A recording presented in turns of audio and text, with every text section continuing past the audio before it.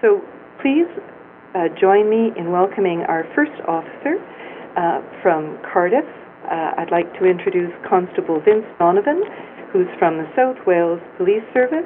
Constable Donovan leads the Cardiff ESOL Police Project, which puts officers in the classroom to teach English as a second language, community legal information, and much, much more, as you will hear. Hi, Constable Donovan. Hi, Vince. Welcome to the Learning Exchange. The podium is yours. Good afternoon, Kim, and thank you from Wales in the UK. May I first say it's an absolute pleasure, and I'm very, very grateful for this opportunity to pass information regarding the police health training program that was developed in Cardiff by myself and very close working associate, Miss Susan Morris, from the ESOL services, which ESOL stands for English for Speakers of Other Languages, which I'll mention a little bit more about as we continue the presentation. The partnership itself was between South Wales Police and Cardiff County Council, and as I mentioned there, highlighted on the frame, English for Speakers of Other Languages, are part of the leisure and lifelong learning process. Can I say firstly, Kim, my background, I've been a police officer now in South Wales Police for the last almost 27 years. Had a very varied career, but certainly over the last 10 years or so, I've been responsible for providing support and advice not only for our own staff regarding the integration of immigrants, asylum seekers, and engaging with our expanding EU communities who have now come to Cardiff in the Wales area, but also to actually engage with the communities themselves, the students themselves, and try and answer and respond to some of their issues and their concerns. The police health training program is a means that we've used to take that area forward. In terms of background and demographics and why police health was required, back in 2001, the UK government actually set up a department called the National Asylum Support Service.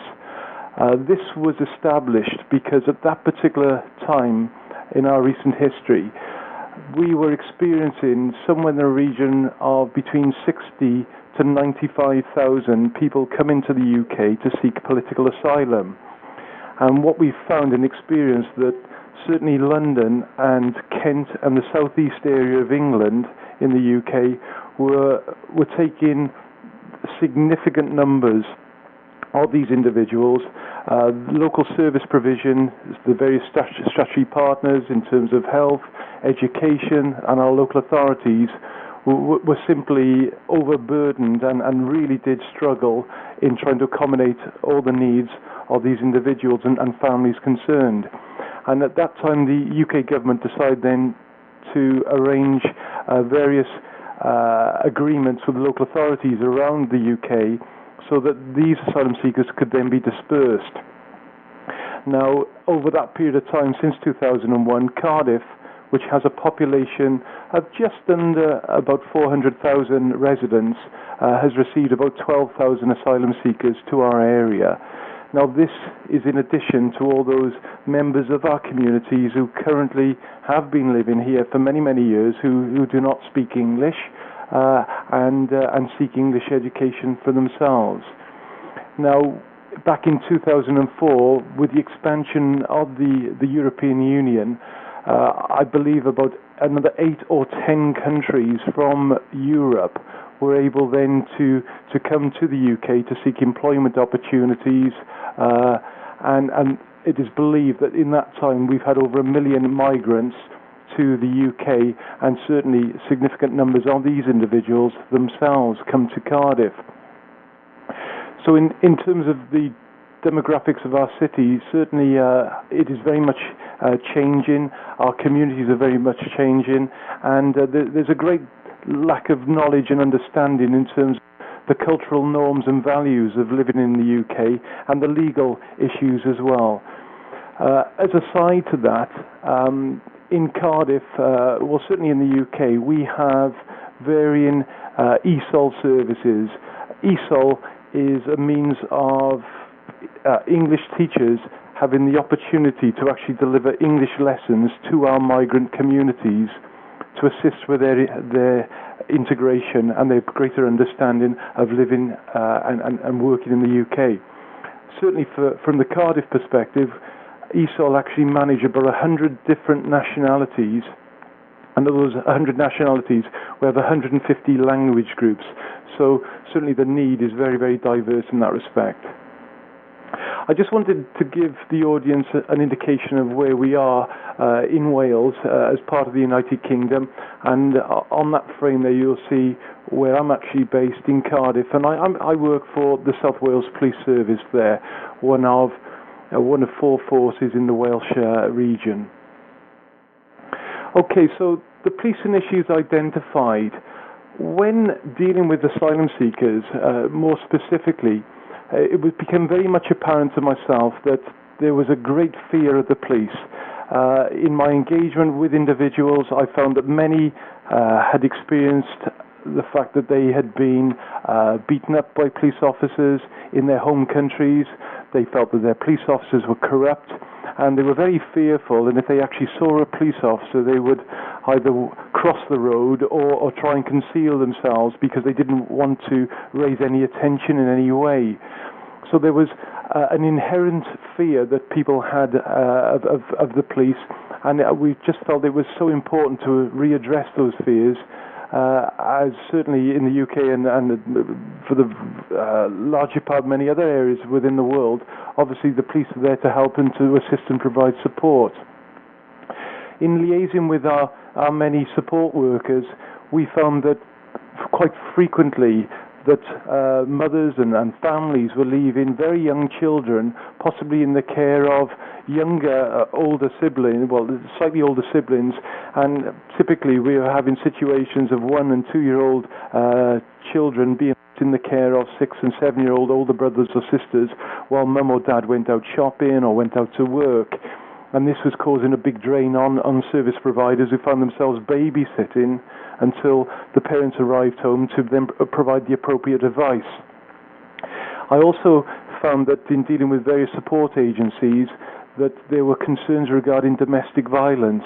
It appeared that many new arrivals to the UK had experienced different levels of domestic violence, meaning that in some cases that the wives were simply incarcerated. They weren't allowed to leave the home for various issues and concerns, or leading to possible physical attack, where some women had been physically assaulted by their partners.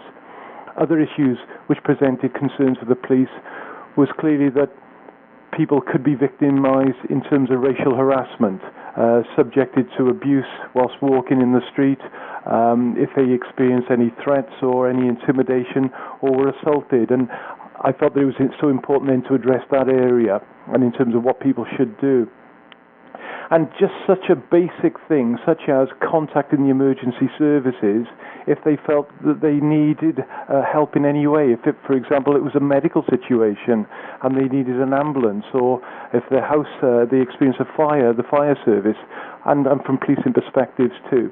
So it was important then to provide information on how to access those services. We also found that significant numbers of immigrants who were coming to the UK did not realize or understand the implications of using motor vehicles, and generally were using vehicles without driving licenses, without insurance, and on a number of significant incidents they had actually been involved in fatal road collisions where they were not insured, and there were issues there. And issues regarding general personal safety. So they were the key areas of concern that we felt that we needed to address. Now, the police aims were initially to engage with the students themselves around citizenships and social integration within the UK. We felt it was important to introduce the role of the police within the UK, our specific role in terms of help and support, and certainly, obviously, to uphold the law. And then to address those key areas of concern which I've previously mentioned. I think the overwhelming aim for ourselves was to build greater trust and confidence and greater community cohesion for all to enjoy while settling in this new host communities. Initially, ESOL, I actually linked in with the local ESOL teachers and provided awareness training about the various roles and responsibilities of the police and discussions around immigration issues too, and trying to distinctly identify that immigration borders control in our country is distinctly different from policing. We started off with a pilot project which commenced back in May to July of 2003, and then we were then supported by neighbourhood police officers who then assisted in going into the classroom environments, actually supporting the teacher in delivering the various training modules in the policehold programme. We were very, very fortunate that the Basic Skills Agency funded them with support from the Welsh Assembly Government and then actually published the training manual, which is now being used on a national basis throughout the United Kingdom. This is an example of myself actually engaging with an all-women's group on this particular occasion, but over the years I have spoken to simply thousands of immigrants and asylum seekers over the time on various issues. I think we had quite an interesting discussion here on drug misuse with young people and domestic violence issues, and in terms of what action to take and how to seek help where required. What the benefits of policehold are these really, in terms of, yes, it did improve their communication skills. That was clearly the main aim. They were being taught English with a policing theme, so in terms of their speaking and writing confidence, that it was obviously increasing dramatically. We felt that it was important to have greater trust and awareness of the roles of the police. It was actually leading towards crime reduction, because now for the first time these individuals had actually had the confidence to report their concerns to the police, where otherwise they would have chosen not to. And the fact that they have appreciated that the police are approachable, actually here to help. In terms of the future, I'll just put the various slides on here. What we felt that certainly the likes of the fire service, the health service have seen policehold as a template of good practice, as a means of getting their professionals into the classroom environment to actually provide guidance and support regarding their key areas. So the police have led the way, the template is there, and they felt that, for example, if a female immigrant required a private meeting with a female doctor, then she knew that then that was affordable and that was her right to ask for that from a health perspective. My role has changed since back in 2001, and I actually work under the UK government's contest strategy, which really looks at counter-terrorism issues. You'd be very much aware that, unfortunately, with our incidents in London back we call it 7/7, the bombings in the underground tube stations and so forth, that unfortunately the UK has been a target for terrorism, and there are issues in our communities. In my new role now, I'm actually working the government's Prevent agenda, which is preventing radicalisation and violent extremism, and I will actually work with individuals to provide support and direction to move them away from a radicalisation pathway through the support of communities and statutory partners. Now, what we've tried to do is design policehold to embrace this new area, and we've created a new module called Communities Together. And this actually focuses on building resilience to extremism within our communities. We were very, very fortunate that we have a great understanding with our local colleges and our universities.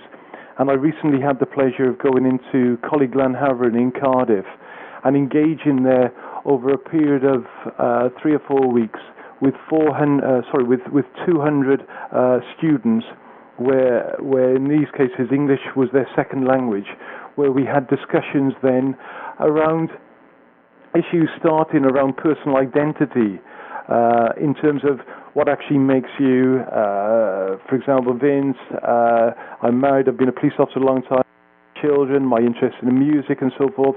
So we looked at aspects in terms of person's individual identity, and then we looked at stereotypical concerns and prejudice, where we used various elements of hate crime, pictures of people with disabilities, people who were gay, and people from all different countries, and we actually challenged the students to discuss their concerns or issues on their stereotypical reactions to looking at those individuals. And this in itself provided incredible feedback and discussions around, for example, if a person was gay in my country, well then potentially they could be assaulted and beaten up or more seriously harmed by other people for expressing those views openly. So that was incredible feedback from the students. But what it actually allowed was police officers. We had about 10 police officers attending these sessions, supported by 10 teachers who each had group tables of 7 to 10 students to explore these areas. That then led to the second session, where we provided case studies where communication had broken down, such as racial abuse, damage caused to properties, looking all up to all aspects, including, for example, what would you do if you found your partner looking on an internet website manufacturing an explosive device? What would you need to do? Who could you confer with and seek support from? How could you help that person if they had any grievances or issues or concerns? And this actually fed the way of actually challenging some real issues for people, and to provide discussions and support and direction. The feedback from that event was absolutely incredible, and the students, and going back, were very, very keen to have their photographs with the police officers. The police officers themselves worked in the local areas where these students live, and we did an evaluation report so that we wanted to find out, for example, have these students experienced racism or any other areas of concerns while living in Cardiff? Did they report it? And now, as a result of experiencing this training program with actually meeting the police officers and discussing issues, do they now feel far more confident in raising these issues and concerns? So this was very much a first. This was a pilot for ourselves, which we've literally run in the last couple of weeks. But certainly feedback that I've received has been absolutely incredible. So that's something I'm looking to develop in the police hall module and update it so that can be passed on then in the new edition, which will hopefully we can take forward. A question that I would like delegates listening into this session to consider is, could this partnership model between the police and education be adopted by your city? And I'd like you to consider that. Whilst you're having some consideration around that, are the processes in place where your police could liaise with education and set this procedure up to provide this area of support? I'm just going to jump in to encourage everyone to reach for their computers and to respond by clicking yes, no, or don't know on the poll question in front of you. The results coming in with 65% yes, 39% no. The numbers are shifting. We'll give everyone another 45 seconds or so, and then we'll broadcast the results. About 50 responses so far. A few more. Last 10 seconds. And here we go. We'll broadcast the results. So we had 33%. Vince responded, 67% responded yes. 31% said they didn't know, and 2% said no. Well, Kim, that's really interesting to think that so many people felt that could be adopted. For those who don't know, all I would simply ask is you approach your local police, try and set up these meetings with the educational departments who have ownership of English language, or certainly your host language instruction, and see if that can be developed. But thank you for that feedback.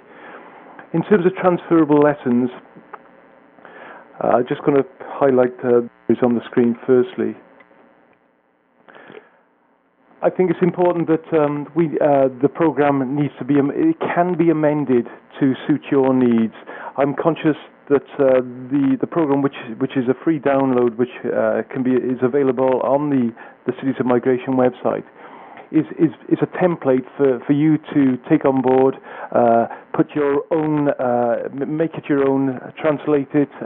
It's there for you, so it can certainly be amended for your needs. From an educational perspective, that'll presumably need translation in some countries. I think what you need is the appropriate staff to build a successful partnership. People, they must see this as a vision, as a real dynamic way forward, because to see Police-All in action, to see the enthusiasm of students engaging with police officers and breaking down those stereotypical fears is absolutely fantastic. So just having the appropriate staff to build that successful partnership. I think certainly the teachers and police officers will need some guidance and support to see how this sort of manifests and takes forward, because there is a great deal. I know that some of the police officers who I invited in this session recently, they didn't know what they were letting themselves into, but their feedback afterwards, it was the best diversity lesson that they'd ever experienced. No police officer could have ever have taught them what they'd learned during those sessions. I think it's a case of you need to localize this so that your local police officers are the ones who are actually engaging with the students, because that actually builds up greater trust. And when they see those police officers on foot patrol or in their panda cars, they will recognize them, and you need that personal engagement so they have the confidence to approach them if they feel that help is required in some respect. And all in all, this really is a very positive learning engagement in a safe environment. And lastly, this is a way for the police officers to engage directly with the immigrant students. It's an incredible means of learning. I've learned so much, and hopefully the students have too over the years. It does readdress those fears and perceptions. And more importantly, those students do learn their rights and responsibilities. For example, I had one Somali lady on a course recently. She asked me, how many children can I legally carry in my car? She, I guess, had quite a large family. And I said, you simply have to count the number of seat belts. So if your car has 4 seat belts, it's 4. Or if the child is under a certain age, that child would have to be in a suitable car seat. But for me, that lady had probably had children on laps and so forth, and that would, unknowingly to her, she would have broken the law. So she would have passed on to a lot of other people too. It does, and certainly this new module supports greater communication, and we all share in this learning experience. Can I thank everybody for listening into this presentation? I hope that's been useful. My details are on the website that Maitree hold, and if there's any questions after this, I'm more than happy to assist. Thank you very much, Constable Donovan. That was just a terrific presentation. Those lessons were invaluable. I'm going to just one comment on the poll. Those of you who weren't sure whether whether some of the Cardiff experience could be transferred to your own communities, might want to think about the gaps and issues that might be there, and to put those as questions to our presenters in the Q&A that's to follow. It'd be interesting to hear more about that. But now I would, it's with great pleasure that I'm going to introduce you to our second speaker, Sergeant Xavier Filero, who is a supervisor for Special Operations Unit with the Newport News Police Department in Virginia, the United States, and Filero is founder of the city's multi-sector community-wide Hispanic Community Advisory Committee. So welcome, Sergeant Filero. The podium is now yours. Well, thank you, and I want to take the opportunity to thank Vince. That was an awesome presentation. Also the audience that has participated in listening to this forum, and of course to the Maitree Foundation yourself. A little background, as you can see on the presentation here, I have my police car, and very important thing I wanted to point out on this particular slide is the PIN, because that comes into play with our department. That is our motto. The Newport News Police Department wants no crime in our city, and we're committed to our community. That is our logo. That's what we wear on a small pin on our uniforms. Background on me: police officer for about 18 years, 13 of it being in the city alone, Newport News, Virginia. And I was a police officer in New Jersey prior to this, and also a firefighter prior to that. Just like Vince, just love helping people, and that carries on to our jobs, obviously. A little background from Newport News, Virginia. We're located in the southern eastern part of Virginia, on the peninsula. We're about 68 square miles, and a very diverse community in our city, about 180,000 people, and particularly the Hispanics accounting for almost 7% on paper. And what does that mean is, well, those are 7% that actually participated in the Census Bureau in 2010, stating that they actually live here. The Hispanic population is probably more than that in the city of Newport News and everywhere else in the United States. The program that we're discussing today, or how I was involved in all this, was conceived when a couple of beat officers got together that spoke Spanish and noticed that there were pockets of Hispanic, Latino people growing in these pockets in their districts. And here we like to get out of our cars and talk, and we noticed that this population was growing in our city, and that they were not calling the police. So what we found out is that crimes were being committed in these pockets of communities and not being reported to the police. What did we do? Well, in an effort to reduce crime in our Hispanic community, the Newport News Police Department took a proactive approach to this. They brought together all the city services and diverse communities to address the problem, and having Hispanic community leaders join together to help solve the problem. That was the goal. But if I go too fast, please point out. Background into the Hispanic population, the reason why we had to do this type of effort was that many Hispanic Latinos that we noticed when we were on these beat patrols were that most of them have come to the U.S. seeking employment opportunities and still supporting their families back in their home countries. So they would make their money and send most of their paychecks back home to support their families that were living in poverty in their own countries. The issue that we also found with this was that because they had a lack of trust with police, because of the experiences they were having in their home countries, they also had a lack of trust of local government and institutions like banks, meaning that these people were cashing their checks and they would carry large sums of money on them or keep them at their homes. And a victimization on the Hispanic community would breed formations of gangs for protection and increase of unreported crimes. Those were the issues that we were dealing with, and I'm sure that surrounding cities and surrounding states were having the same issue. To continue,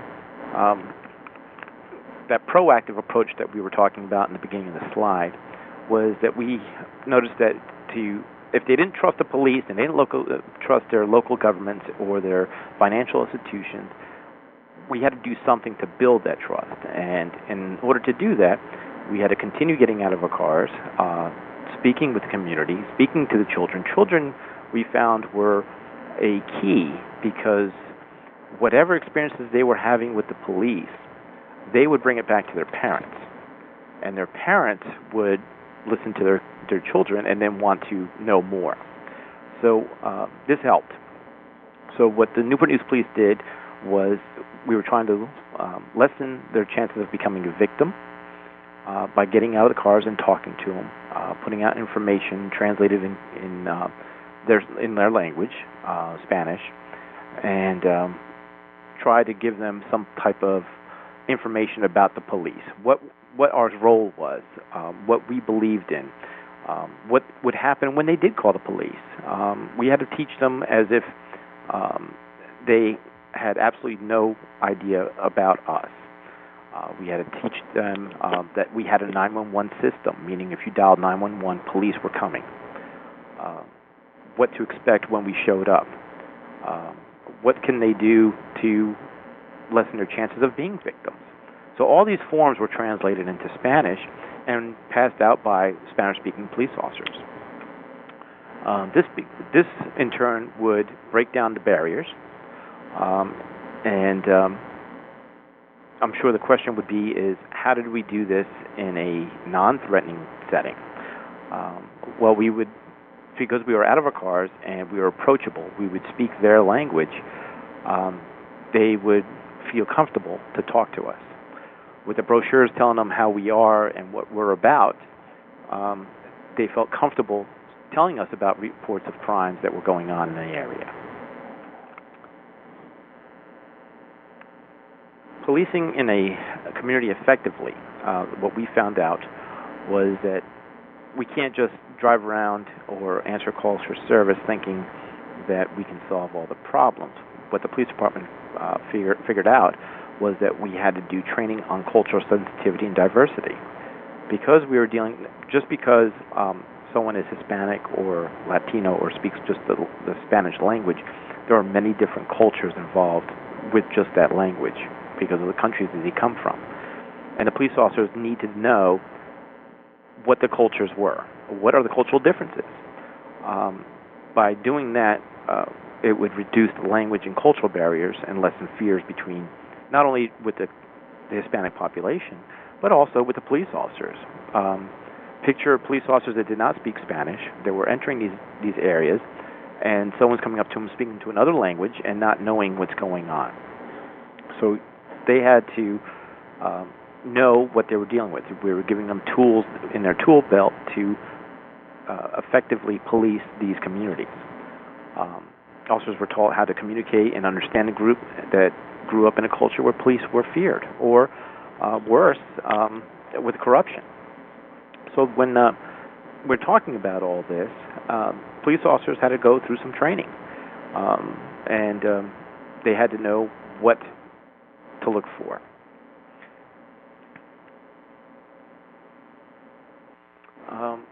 Some successful methods that we used to reach out to the Hispanic community, this was a huge one. We couldn't wait for the Hispanic community to come out to us.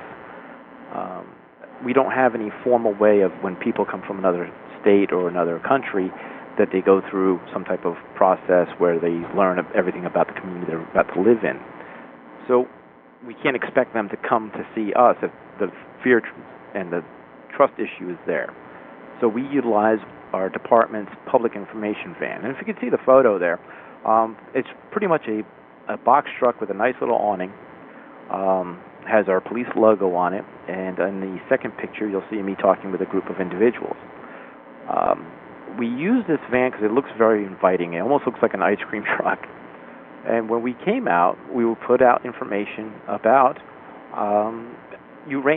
anything you can think of for crime prevention, to what to do if you are a victim of a crime, what services are available to you as being a victim.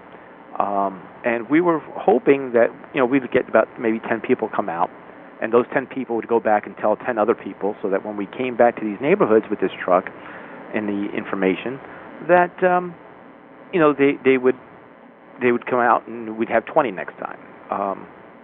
What turned out to be successful is that when we showed up the first time, we ended up having 80 to 100 people show up in a 3-hour period, and this became very consistent.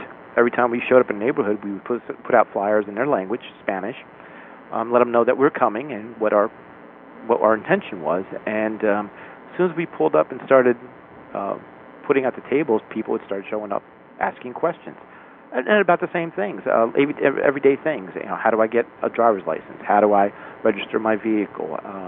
Car seat? You just name it. They had questions, and so it became a very successful method to reaching out. We wanted to continue because here's the thing, then, that spent a lot of time and resources going from neighborhood to neighborhood to neighborhood. We ended up reaching out to other cities to find out what are they doing, because if we're experiencing this type of increase in the Hispanic or Latino population, is there anything that they're doing? There was a city nearby, Norfolk Police, and they had a Hispanic resource officer that I spoke with, and we noticed that we were having the same issues with the same population. So we joined together to see what we could do to help both cities and have brainstorming sessions.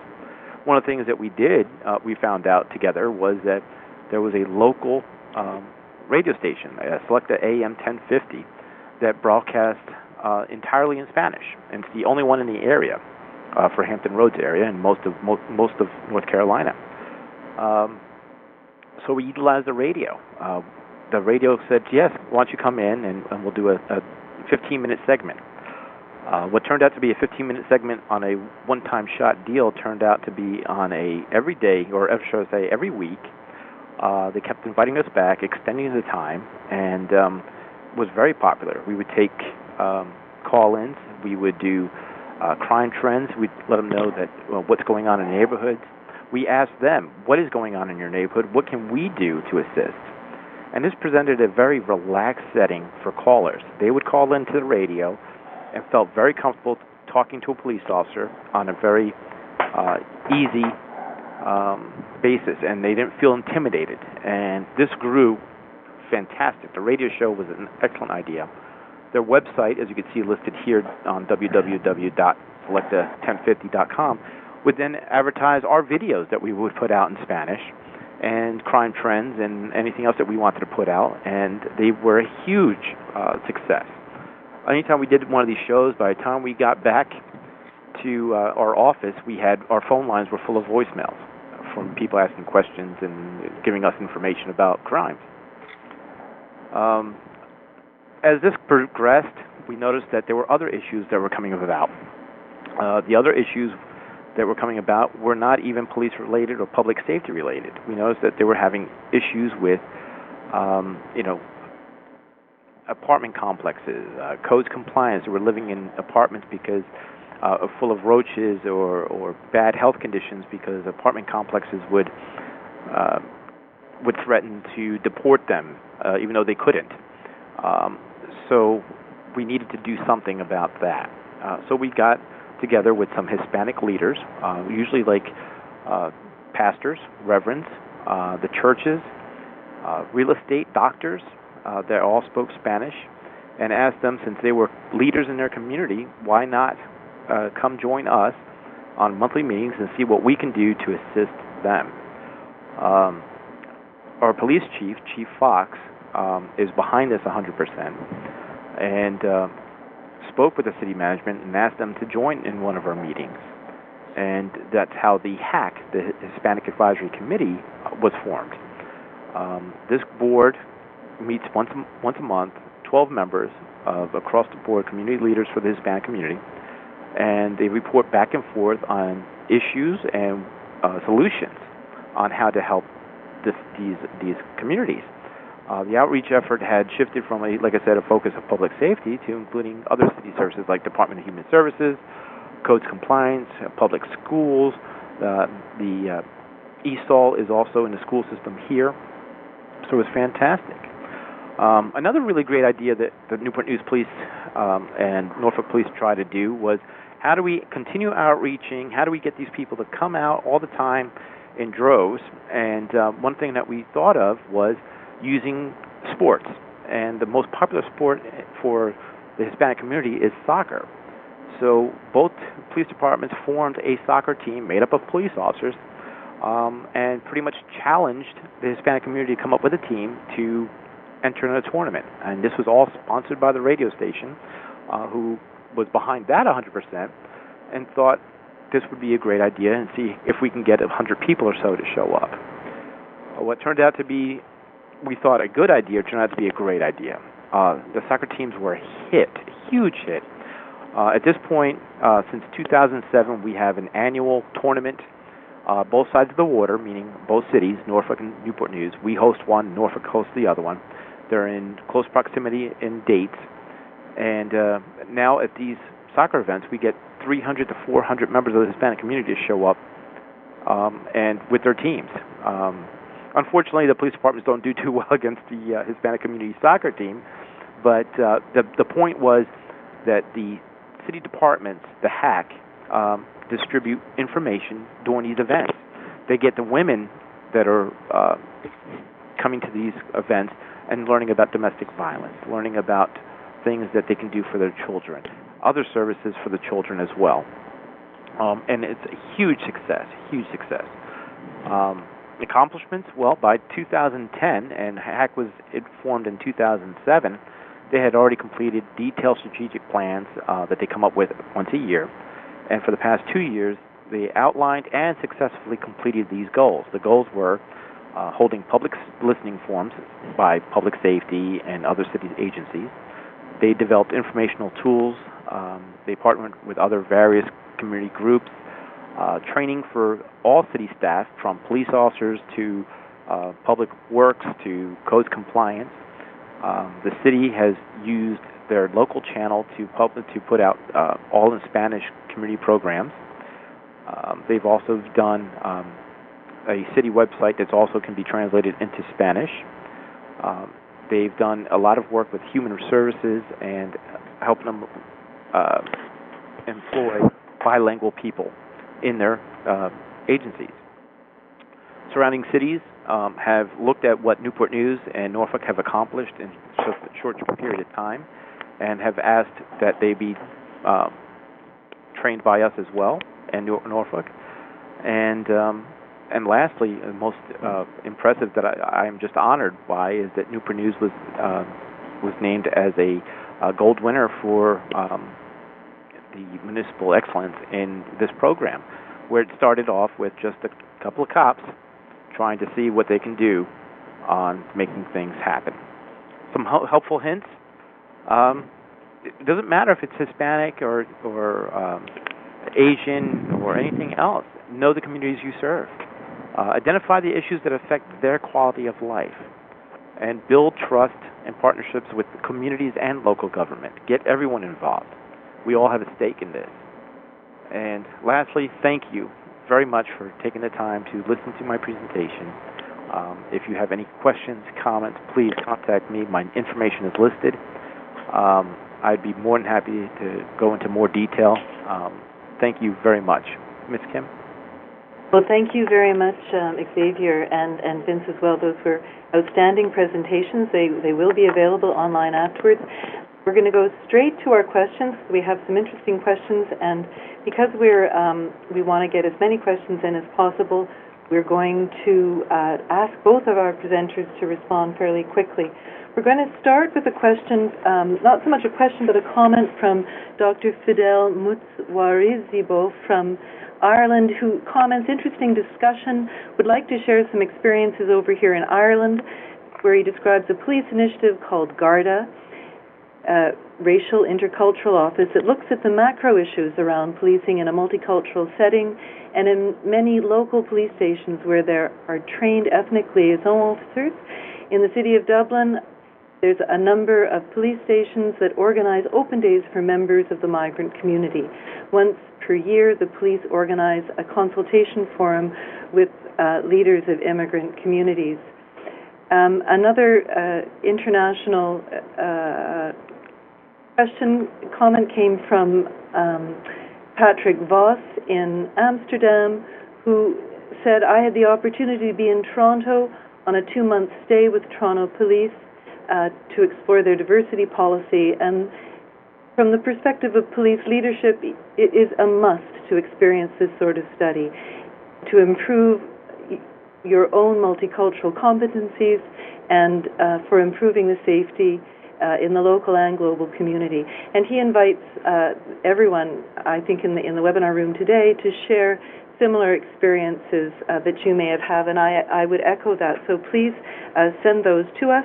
And I'm going to go straight to a question that we had from Natasha Gudar, am I getting this? Who asks Sergeant Falero about the cultural diversity training. Did it include an examination of your own cultural norms, not just about other cultures? So Xavier, would you like to comment briefly on that, and then I'll ask Vince? When we taught the cultural diversity, and more specifically, it was me who taught it. I tried to teach what the culture was like, but also put it in a culture of how it is today and how police culture is, because that is also different. So I hope I answered by saying that yes, we tried to teach not only the culture that they were going to be policing in, but showing the differences between our culture and their culture. I think from our perspective in the UK here, all officers receive diversity training as part of their core skills of being police officers. And yes, you're very right there, Kim. They learn a lot about their own stereotypes and prejudices and misconceptions, and they form a great deal of the discussions then, so for self-reflection and self-learning. And then how that is extended then to the community's perceptions of police as well, in terms of to what role and what fears or perceptions that they have of police officers. There's a great deal of investment in diversity training now, not only from a race perspective, but in terms of gender and age issues, all the various facets of hate crime that officers receive. Another question from Natasha, a quick one. She wants to know what strategies were used in Newport News to get police officers out of their cars. Well, quite honestly, that's instilled in the academy. That's instilled in our lineups, because we have lineups every day just before the start of every shift. We could talk about crime trends and so forth. But most importantly, what we instill in the officers is that these are the districts that they patrol in. We give them ownership. That is your area. That is your home. And if something bad is happening in your home or your district, then you need to know about it, you need to address it, and you're going to have to get out of the car and talk to people. That's how we do community policing, meaning if you're not getting out of the car, you're not learning about your neighborhood. You're not going to know who your players are, your as we put it, evildoers. If you continue staying in the car, you're not going to get your job done. Great. Vince, I don't know whether cars figure as highly on the streets of Cardiff, but crossing that divide, I think, is the key thing. Would you like to comment? Yes, I just give some perspective on this. Certainly in the South Wales area where I work, we receive about 2,000 calls every day, which require various responses. Invariably, the car is a focal point, well, a key point in terms of our ability to get to emergency incidents on a rapid nature. We have supplemented and supported our policing responses to community issues with, over the last 5-7 years or so in the UK, we've introduced a new position of police community support officer.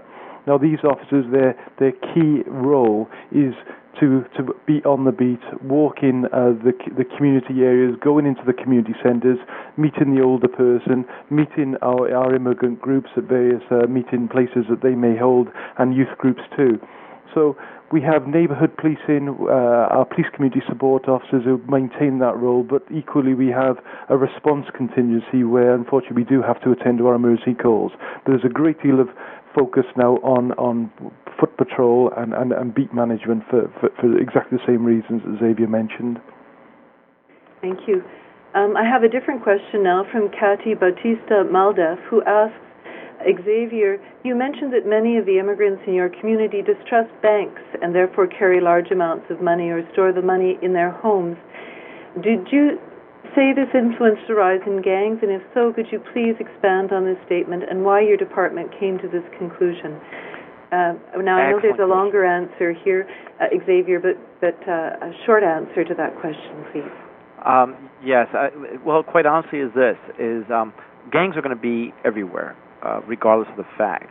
But what influences an increase in gang activity in these communities is that because people are mistrusting the police, mistrusting their financial institutions, these gangs know that these Hispanic community members that were in our city are walking ATMs because they carry these large amount of cash.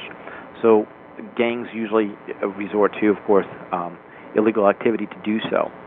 The other thing that this also breeds is also Hispanic gangs. Most infamous is the MS-13, where very brutal from El Salvador. There's also Serenos 13 from Mexico, and these gangs are going to go in these areas where they know that cash is readily accessible. So that's the conclusion. How do we come up with this conclusion? We actually had documented gang members, especially MS-13 and Serenos 13, in these areas, photographed them, talked to them. So we knew that this was something that was going to continue to grow if we didn't open the lines of communication between the police and these segments of the community. I hope that answers your question. Thank you. Our next question is asked, do you have a program that deals with inter-ethnic conflict, i.e. finding points of dialogue among communities to reduce gang violence and other problems? And I know that's something Vince has addressed, so maybe I'll ask you first, Vince. I think regarding that area, where we have had concerns regarding community cohesion, where certain opposing groups from different countries have caused policing issues and concerns in their communities, then what we try to do then is just active engagement. It's literally our police community support officers, our police officers going into the areas where they generally shop or trade or generally hang out and speaking to those people. And where we have had the need, we actually put together information on what to do if you were a victim of a crime, to give an understanding of the requirement by police possibly to take a statement, what would happen if somebody was arrested, what type of sentence are they likely to experience as a result of an assault, the varying degrees, what their rights are whilst in custody. And so where we have experienced gang fights in different cultures, we try to put various templates in order, which have been translated, which are then handed out at these various sort of gathering locations, and with the increase in English language, actually engage with individuals, people who have appointed themselves as point of contact for those communities to address the concerns, and if need be, gathering those 2 points of contact together to try and resolve disputes or any sort of issues in an amicable manner. By and large, we haven't had many issues at all. We are very fortunate that things are pretty cohesive in Cardiff, where I'm based. And how about you, Xavier? Gangs have been a huge issue here in the U.S. and also, and of course, in our city. We have a gang unit. We try and have a lot of public forums. It's hard to say exactly what we're doing because we have so many different programs trying to break up the gang activity that's going on. But as far as the program with the Hispanic culture, because one of the concerns that we have is dealing with gangs from other countries because their cultures are different as well, and we try and learn from the community that knows about these gangs, and also trying to integrate that into our police programs and our gang unit as well. Very good. And here's a question from the City of Toronto who asks, to what extent do you consult with communities at decision-making tables in the decision-making process? Xavier? Well, a very good question. The City of Newport News, with the city manager, with his efforts of having all these different boards, one of them being the HAC, the Hispanic Advisory Committee, is learning from the community themselves on what's going on, knowing what the concerns or what the quality of life issues are, and then making sound judgments out of that. Our city manager is very open to suggestion before he enacts any particular program or some type of reduction in funds for that program. So I would say he's a very good man to, how can I say, that he takes into account what the community needs before making those types of decisions. And he's open. The websites are direct links to the city manager. So all the citizens know that if they wish to have a comment, they can comment directly to this man. And for you, Vince? Yeah, twofold really. We have, specifically around race and gender issues, we have our community consultative panels, which take place on a month-to-month basis, and these are people who represent various communities who are invited to come along to the police station, and they're given the opportunity then to discuss any tensions or concerns they may have from their community's perspective. So that's an opportunity then to feed directly into the senior officers covering the South Wales Police area in terms of their concerns. And in addition to that, on a more sort of wide-ranging area, we have what we call our packed meetings, which are basically the communities themselves being invited to come along with our local councillors and police representatives to address all aspects of concerns regarding crime, disorder, antisocial behaviour activities, and basically they challenge the police to deal and focus on 3 specific areas that they come up with. And then on the next meeting, 3 or 4 weeks later, then the police have to give feedback then to the community representatives themselves in terms of what they've actually done, whether in terms of arrests, numbers of people reported for traffic-related issues, whether the antisocial behaviour complaints are then reduced. So it's direct dialogue with members of the community addressing their fears and concerns and giving positive feedback to the concerns expressed. Thank you. We are running short of time, but I'm going to ask everyone to stay online for another 5 minutes or so, because we have some interesting questions. Philip Hayes and Council asked, with increased cooperation between immigration authorities and local law enforcement, particularly here in the USA, he would like to know how that's affected your ability to interact with immigrant communities. So the question here is not about so much that cooperation, but how you work with immigrant communities to offset sort of some of the negativity that seems to be part of the public discourse these days. Is that directed with me? Yep. That is an excellent question, because that is an issue, and it's not. Why do I say it's an issue? Is because we're in the Hispanic part. Since I'm solely speaking on that part, is that we are going through some issues with the Hispanic or Latino population and the immigration services, ICE, or what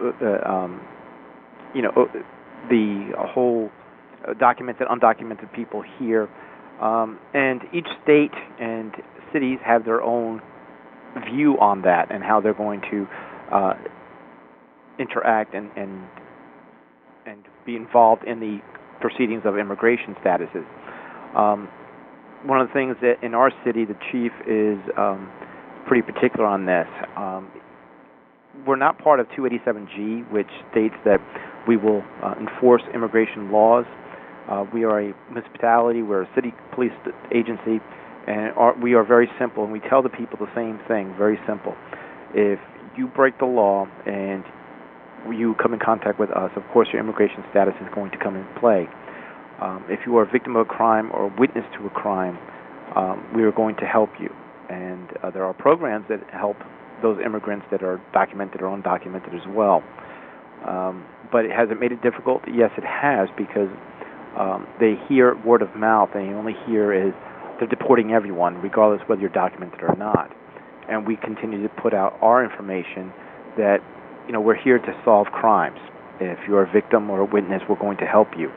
If you have broken some law, some local law or federal law, state law of that nature, and you bring into contact with us, of course we have to also deal with your immigration status. But yes, it does make it difficult because of certain states have gone completely on one side where they're enforcing all immigration statuses, and some states do not. Mm-hmm. At this point, Virginia is mostly not enforcing all federal laws, because you have to be trained under 287G in order to enforce it, and not all police agencies are under that 287G. Mm-hmm. So Kelly Roy comments that she asks, what does it mean that police chiefs in the U.S. are now advocating for immigration reform? This is something that we are seeing in the press. And So the leadership that the police are lending to some of the immigration reform issues is significant.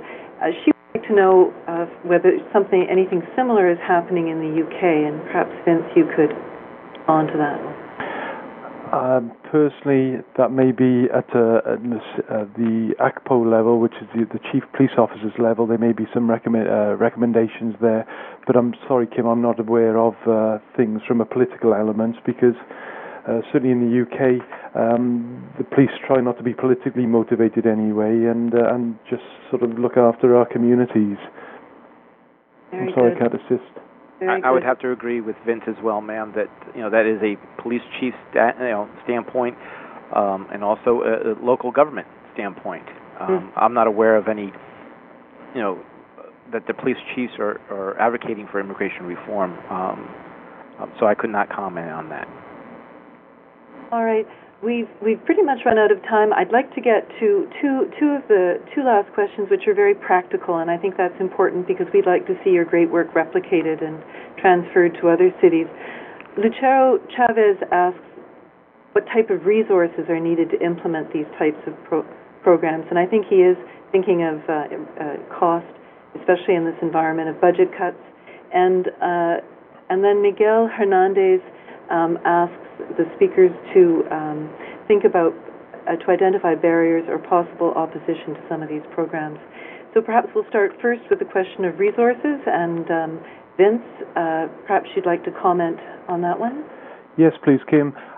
I think it's a case of the police solid training program is available on your website for free download. Look at it as a template. Use it as you wish.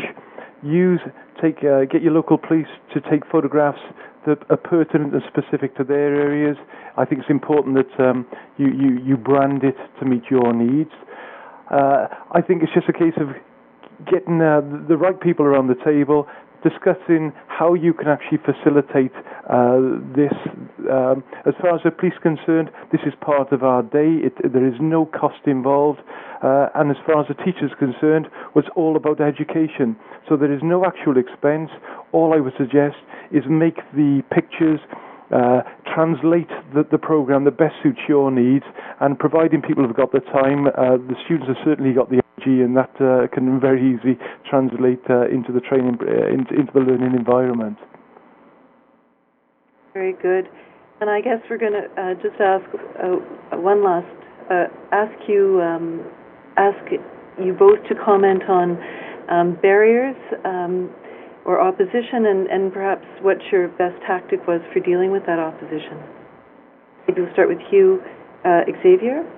Well, I guess the cut and short of the answer to that would be is if we ignore segments of population, regardless whether they're here legally, illegally, if they're documented or not documented, crime is going to continue. And if you're going to have our motto, which is no crime in our city, the only way we can to handle that barrier is just simply say is we have to keep everyone safe. We can't ignore one segment, because if we ignore a segment of our population, crime will grow roots, it will stay, and it will flutter to other areas.